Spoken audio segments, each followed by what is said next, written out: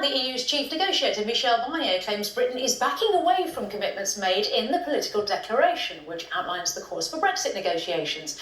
He also says the country faces a no-deal exit from the bloc if London doesn't change course.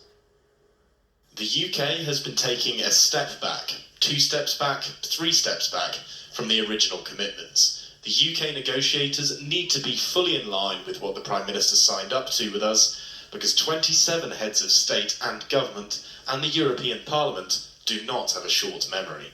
We remember very clearly the text which we negotiated with Boris Johnson, and we just want to see that compiled with, to the letter. And if that doesn't happen, there will be no agreement. Well, Barnier has previously hit out at number 10 for failing to engage substantially in the Brexit negotiations, while the British government claims the EU is unreasonable with its demands. It comes amid new research from Aston University, which claims small UK-based companies have already diverted exports away from the EU in anticipation of trade talks breaking down. The UK is looking to secure a free trade deal with the bloc before the Brexit transition period expires at the end of this year, and Whitehall has previously rejected calls to extend the implementation phase.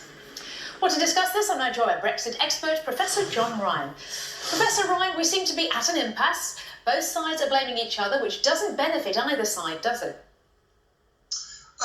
No, but I mean, as you know, I've been on the programme quite frequently talking about this issue, and my view since the autumn of last year is that basically no deal is built into this government.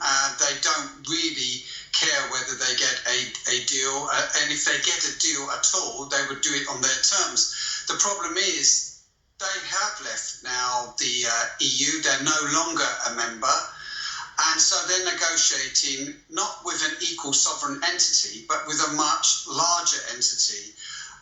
And they're finding it very difficult to get their way. So when Gove writes his letter, and an interesting letter which was seen as a negotiating ploy or a wedge, a negotiating ploy to say this is what we want as an equal partner, and they're not an equal partner, and a wedge in the sense that they want to try and cut off, get some other nation states within the EU to maybe support the British position. Well, neither are going to work because he doesn't offer anything to any nation within the EU if they were to support the British position. So we're 4 weeks away from getting an extension if we wanted one, and there's no sign that we're going to do that.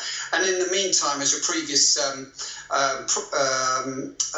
speakers were talking about COVID-19, that has really overtaken this in a way. Our government can't deal with that, and they're certainly not dealing with this at the moment. Well, surely, though, both the EU and the UK recognise the risks of a no-deal Brexit and will do all they can to avoid it. But how likely is a no-deal? I think it's priced in now, really. I think quite a lot of people who are reticent to say no deal was going to be de facto are now coming around to the reality that there will be no deal. And that's going to be damaging for the United Kingdom and damaging for the EU. But the EU have been here before when they were negotiating with the United States, when they would not give in on some of their lines of negotiation, which the Americans thought that they could override. And as I doubt very much that the UK can get its way with the EU if it pursues this course of action. Indeed, and on that note, we'll leave it there. Professor John Ryan, thank you for joining us.